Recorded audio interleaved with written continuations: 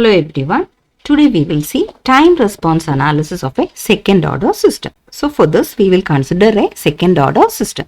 So let the transfer function for the second order system be C of s by R of s is equal to omega n square upon s square plus 2 zeta omega ns plus omega n square. We know that for a second order system, the highest power of s in the denominator polynomial should be 2. So in this particular transfer function, the highest power of s is 2. So this represents the second order system. So this is a standard form for a standard transfer function for a second order system. So in this system, we can see that in the denominator s square plus 2 zeta omega n s plus omega n square, the zeta represents damping ratio. So what is meant by damping? So we know that when we are giving any input, that is any reference input to a system, it takes some time for the system to reach its steady state value. So during this time, a system oscillates or its response increases exponentially. So every system has a tendency to oppose an oscillatory behavior. This is called as damping. So this tendency, that is this damping, actually controls the closed loop poles of a system. And hence the closed loop poles decides the response of the system. That means damping controls the response of a system. So the damping is measured by a factor called as damping ratio. So this damping ratio determines the behavior of a system. Now because here in the denominator polynomial, we know that when for a particular transfer function, for any transfer function, the roots of the denominator polynomial is called poles and the roots of the numerator polynomial are called zeros. So here the denominator polynomial, the roots of a denominator polynomial, or you can say the denominator polynomial equated to 0, that is called as characteristic equation. So characteristic equation is the denominator polynomial of a closed loop transfer function equated to 0. So the roots of the characteristic equation are called poles. So let us take this characteristic equation, that is s square plus 2 zeta omega ns plus omega n square, that is equated to 0. So when we are equating to 0, we can find the roots. So for finding the roots here, this one, since it's a second order system, this equation is a quadratic equation. So we can use the standard form ax square plus bx plus c is equal to 0 is our quadratic equation. Then the roots are minus b plus or minus square root of b square minus 4ac by 2a. So this is the equation for finding the roots. So we can use this equation here for finding the roots of this characteristic equation. So we are getting minus b plus or minus root of b square, that is 4 zeta omega n. Sorry, here this should be 2 zeta omega n. Okay, this should be, this is 2 here because we have put inside the square. So this one 2 zeta omega n the whole square minus 4 AC. 4a is 1, c is omega n square 4ac divided by 2a. A is 1 here. So when we simplify this, here we can take this, we can cancel out this 2 because this 2 zeta omega n the whole square becomes 4 zeta square omega n square. So here this 4 and when the 4 comes outside the square root, it becomes 2. So those 2's can be cancelled out. Both the 2 will get cancelled and we'll be getting it as minus zeta omega n plus or minus zeta square omega n square plus zeta square omega n square minus omega n square. So omega n square is common, so you can just write like this, omega n square into zeta square minus 1. So this is the equation we are getting when we simplify that one, but we will do some manipulation here. What we do is, instead zeta omega n plus or minus, here instead of writing zeta square minus 1, we will be writing it as, here we will be writing it as omega n square into 1 minus zeta square. So when I write like this 1 minus zeta square, I have to put one negative sign here. So I just change the sign by taking this minus outside. So we'll be getting minus omega n square into minus 1 by zeta square. So here when I simplify this, I'll be getting minus zeta omega n plus.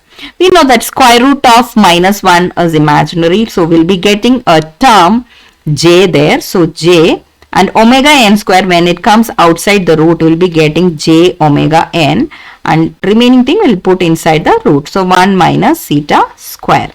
So we got an expression minus theta omega n plus or minus j omega n into root of 1 minus theta square. So here this omega n into root of 1 minus theta square, we can write it as omega d. This is called as a damped natural frequency. So this one, this omega d is called as damped natural frequency. This one is damped natural frequency. Okay, this omega d. So I can just write this one, I can simplify and write it as theta omega n plus or minus j. Instead of this, I can just put it as omega d. So here the roots, I can see there are two roots. One is minus theta omega n plus j omega d, and the second one is minus theta omega n minus j omega d.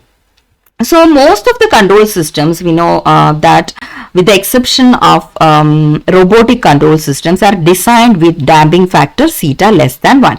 So theta, we know that it is a damping factor. So why most of the systems, control systems, are with damping factor less than 1, theta less than 1? That is to have a high response speed. So we will consider a system for theta less than 1. So theta less than 1, it is called as underdamped system. So the dynamic behavior, this omega n is called the natural frequency of oscillation. Omega n is called natural frequency of oscillation, and omega d is called damped natural frequency. So now this, we know that it is the response behavior is depending upon this omega n and omega d and theta and omega n. So now if theta is equal to 0, so this is the equation for finding the roots here.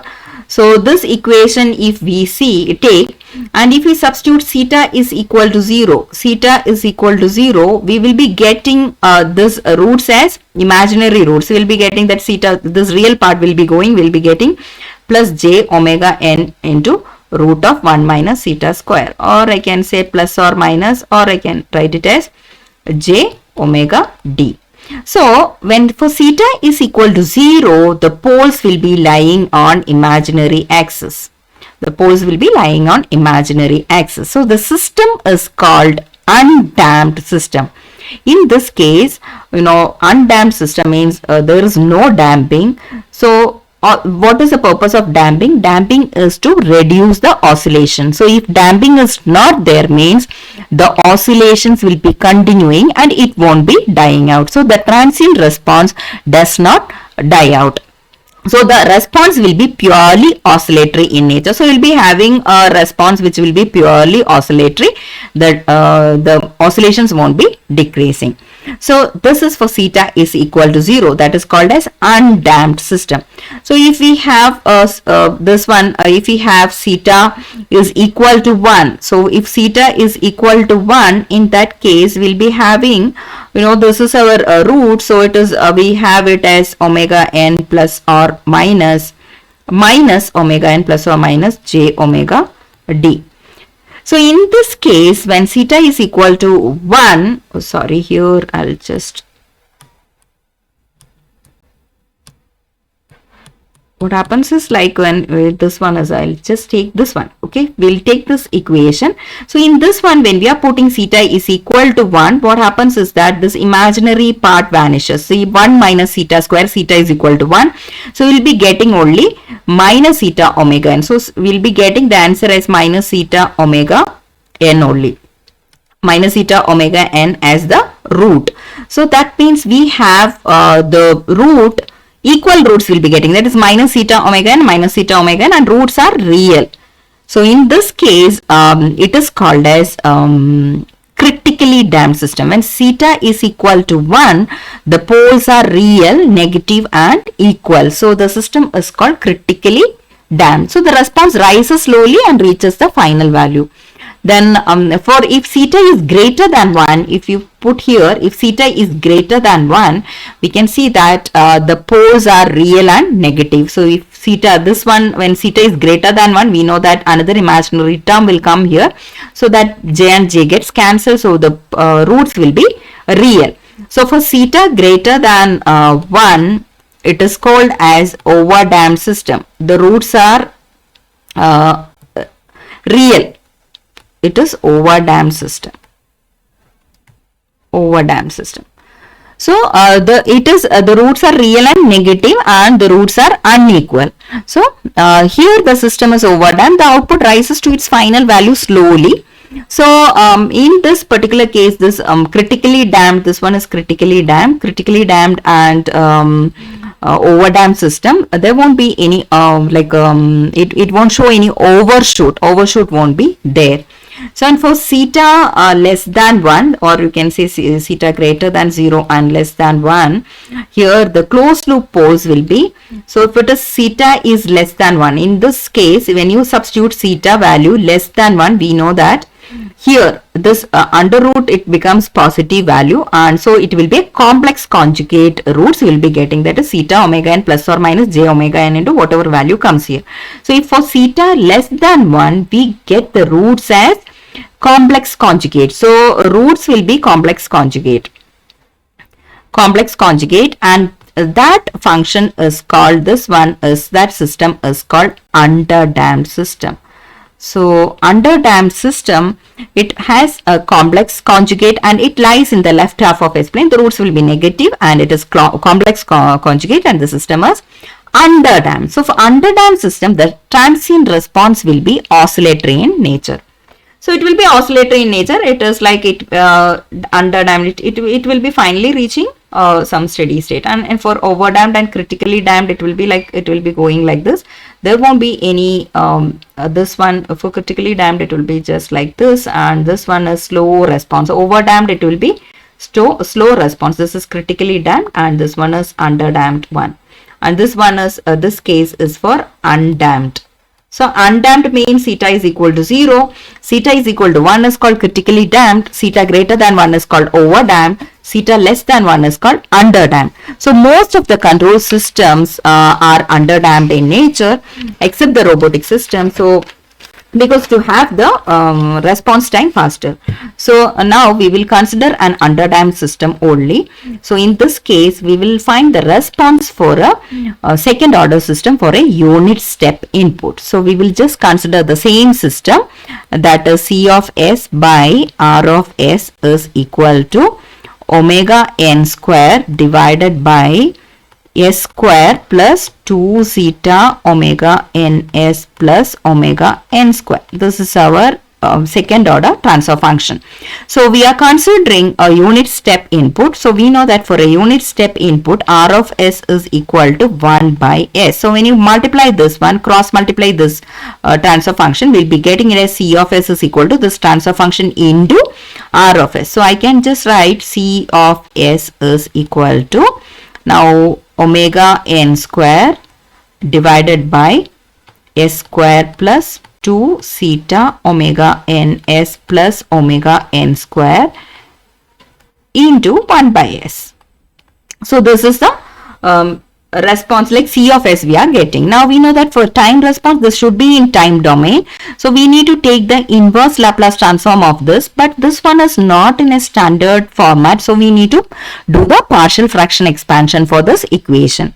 So we will do the partial fraction expansion. So omega n square divided by S into S square plus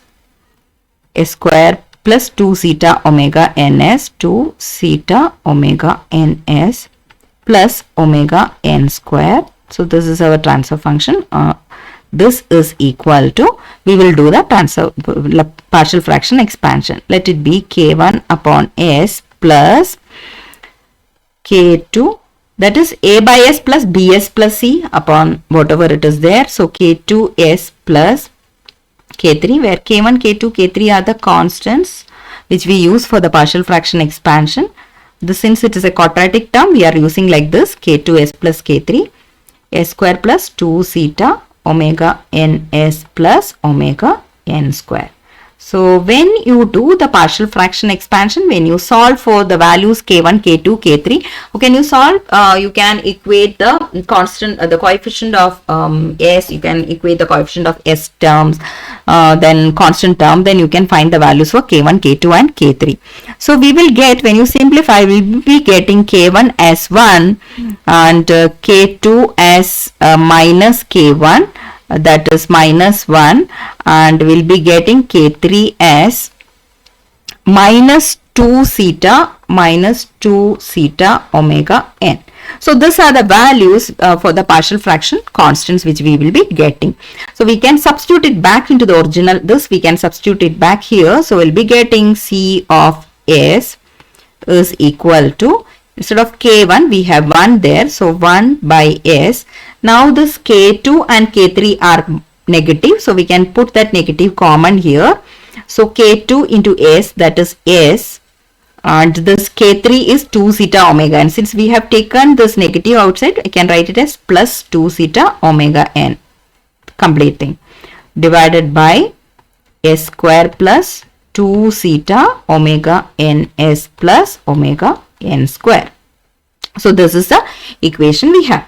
Now this one also we can't directly take the inverse Laplace transform because our objective is to find C of t. So with this equation it is difficult to find the inverse Laplace transform, for we have to manipulate this right hand side. So what we do is we have to make it in the form of some standard equation so that we can easily take the inverse Laplace transform. So here in 1 by s is okay, we can easily take, that is we know that inverse Laplace of 1 by s is 1.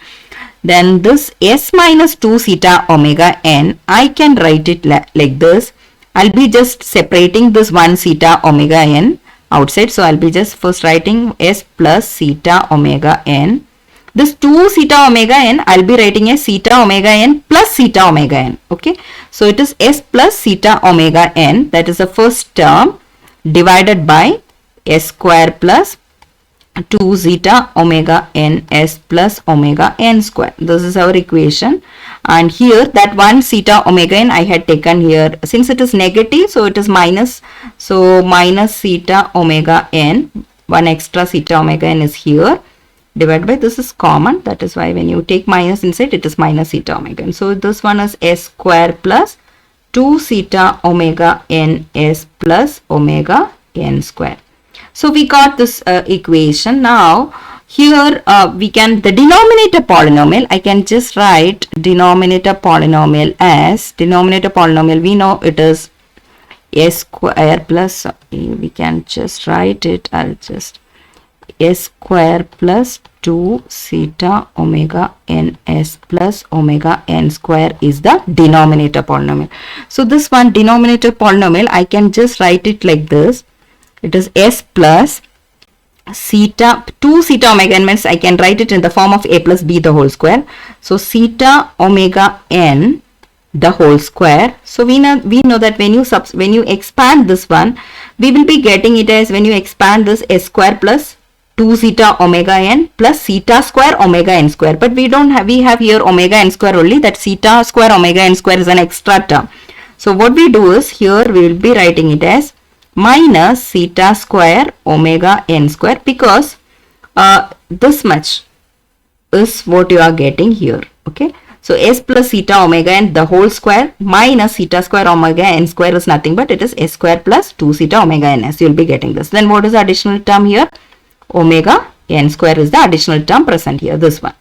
Now we can just write it like this, and when I simplify this, I can just write it as s plus theta omega n the whole square. This one omega n square, I can take it common, so plus omega n square into 1 minus theta square. So this one I can just write like this. So we know that this omega n into, we know what is omega d. Omega d is omega n into root of 1 minus root of square root of 1 minus theta square. So omega d square is nothing but it is omega n square into 1 minus theta square. So that is what we have here. So this I can write it as s plus theta omega n the whole square plus omega d square. Omega d square. So denominator polynomial. So this is our denominator polynomial. Denominator polynomial I can replace like this. So now we will go back to this original equation. So we will come here. So this one I'll rewrite as C of S is equal to 1 by S minus, here we have S plus theta omega n. So that we will write like that only, S plus theta omega n in the numerator. Denominator will be writing like this, S plus theta omega n the whole square plus omega d square. And the next term is theta minus theta omega n divided by the denominator. That next term is minus theta omega n divided by the same thing, that is S plus theta omega n the whole square plus omega d square. Now we got an expression. We have just replaced this denominator with whatever we got here. This one we have just replaced the denominator with this. Numerator we kept the same thing. Now if you observe this one, now it is in some standard form where we can easily take the inverse Laplace transform. But here this S plus theta omega n divided by, so this is of the form S plus a divided by S plus a the whole square plus b square. So this for this one we have an inverse Laplace transform. We know that S by S square plus b square, that is nothing but it is cos omega t. So we can just write since it is plus a, there is a time scale, that means we have to multiply with e raised to minus at. So that we can easily take the inverse Laplace transform. So here I can just simplify one more step, that is instead of writing like that, because here the last one we should have it in a by s square plus a square form. So S plus theta omega n. This second term is now in standard form. We can easily get the inverse Laplace transform. The third term I am just doing to make it standard form. Here we know that omega d square is here I'll just replace it, omega d square I'll be replacing it with the original one, that is omega n square into 1 minus theta square. So this is the that omega d square. Now this one if you see, if it has to be in a by s square plus a square form, then the numerator should be a. So a is this one, a should be this. So we have to make that one as a. For that what we do is we'll be doing theta by root of 1 minus theta square into a will be, this is a square. So a should be omega n into root of 1 minus theta square. So this 1 minus theta square and this 1 minus theta square gets cancelled and we'll be getting theta omega n. So theta omega n, I'm just writing it as theta by root of 1 minus theta square into omega n into root of 1 minus theta square. So these things get cancelled and actually we will be getting in effect theta omega n only. But why we have written like this? Because we want to make it in the form of a by s square plus a square, or a by s plus a the whole square plus b square form. So here we have it s plus in the denominator we have s plus theta omega n the whole square plus this one is omega n square into 1 minus theta square. So in the numerator now we have a. So we can easily take the inverse Laplace transform of this. Now C of t is just, we'll be taking the inverse Laplace transform of this. 1 by s is 1. Then here s plus theta omega n is of the form s plus a by s plus a the whole square plus b square. So that is nothing but it is e raised to minus theta omega n t cos omega n into cos bt. So cos bt is omega n into root of 1 minus theta square t. So the second term inverse Laplace transform we got. Third term is like we need to have this term, this term in the denominator, that is there. So now this is of a by s plus a the whole square plus b square form. So inverse Laplace transform is e raised to minus at sine pt. So we can just write it like this. So now theta by, that is a constant, 1 minus theta square. The remaining thing we will get the inverse Laplace transform, that is sine omega n into root of 1 minus theta square. So here in this case into e raised to minus theta omega n t. So that e raised to 1 minus this one, we can write it as that e raised to minus theta omega n t is common for both. So we'll be writing it as cos omega n into root of 1 minus theta square t minus theta by root of 1 minus theta square sine omega n into root of 1 minus theta square. This one is t is missing. 1 minus theta square t. So this is the expression what we are getting from after taking the inverse Laplace transform. Now again we can simplify this one, because we know that omega d, we can just write it like this. This one I can write like 1 minus e raised to minus theta omega n t into cos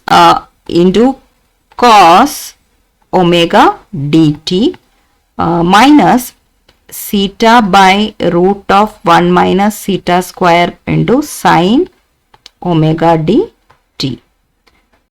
Now one more simplification I can do. If I have a triangle like this with theta and theta is on, this is right angle triangle here. If it is 1, then here this one will be root of 1 minus theta square. So from this I know cos theta is equal to theta, sin theta is equal to root of 1 minus theta square, and I have one more thing, that is tan theta. Tan theta is equal to root of 1 minus theta square by theta. So this three things from the trigonometric rule we can get this one. So here this equation I can just replace it as, now this, if I cross multiply this root of 1 minus theta square, if I take the LCM, I can write it as e raised to minus theta omega n t. So divided by, I'm taking a root of this one minus this one, root of 1 minus theta square. I'll be just taking it outside. Root of 1 minus theta square, I'm just taking common, so I'll be getting it as root of 1 minus theta square cos omega dt minus theta sine omega dt. So this is equation now we got here. So this root of 1 minus theta square is nothing but it is sine theta, and theta is cos theta. So this one is of the form sine a plus b. So I can write it like this. I can just write 1 minus, this is sine a plus b is, okay, before that I'll just write that one. See here, I'll just write, so sine a plus b is equal to sine a cos b, sine a cos b plus cos a sine b. So this is of the form sine a cos b minus c cos a, this one. So here I can just write it as, this one is sorry, this one, since minus I had taken it outside, sorry, this one should be plus because I have made a mistake here, because minus we have taken out, so this is plus here, minus common, so we have taken this one, so this becomes plus. So here I can write it as 1 minus e raised to minus theta omega n t divided by root of 1 minus theta square into the whole thing. I can write it as sine omega dt plus theta. because this one is plus theta.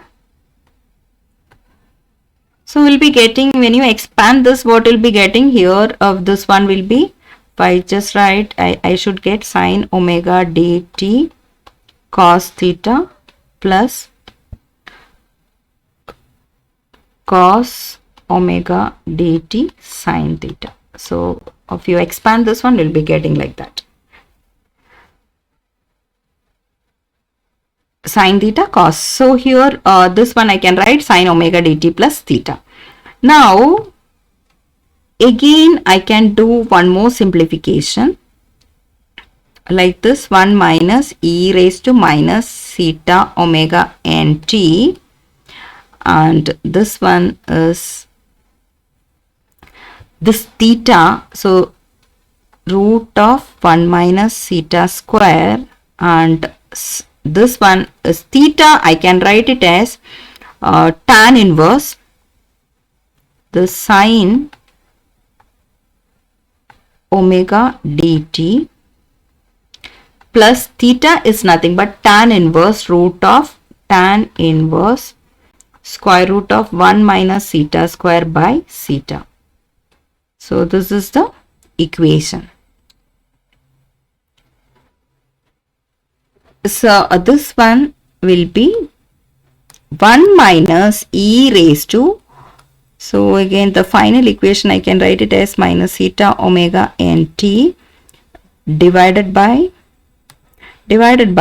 a root of 1 minus theta square, this is square, sine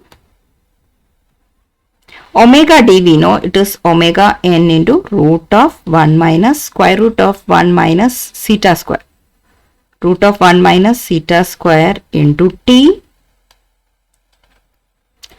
plus tan inverse root of 1 minus theta square upon theta.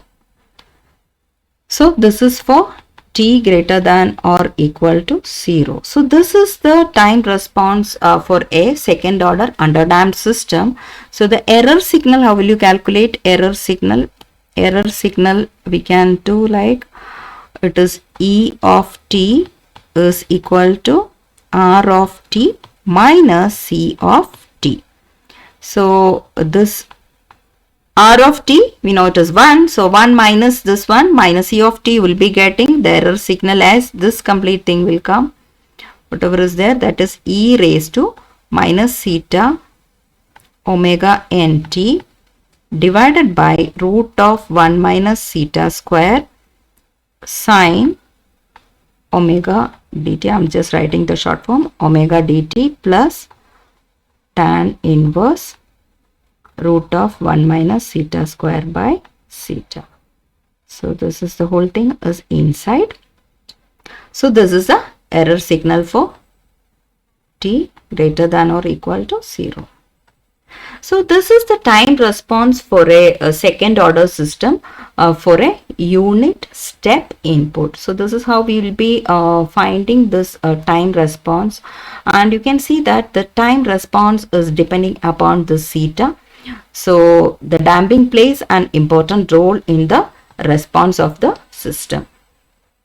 Hope you understood what is this time response, how to find the time response for a second order system, because you have to do some manipulations in the original equation so as to get a standard equation for taking the inverse Laplace transform, because C of S we have and we need to take the inverse Laplace transform. So we have done some manipulations to get the inverse Laplace transform easily. Okay, so thanks for watching. Hope you understood. Thank you all.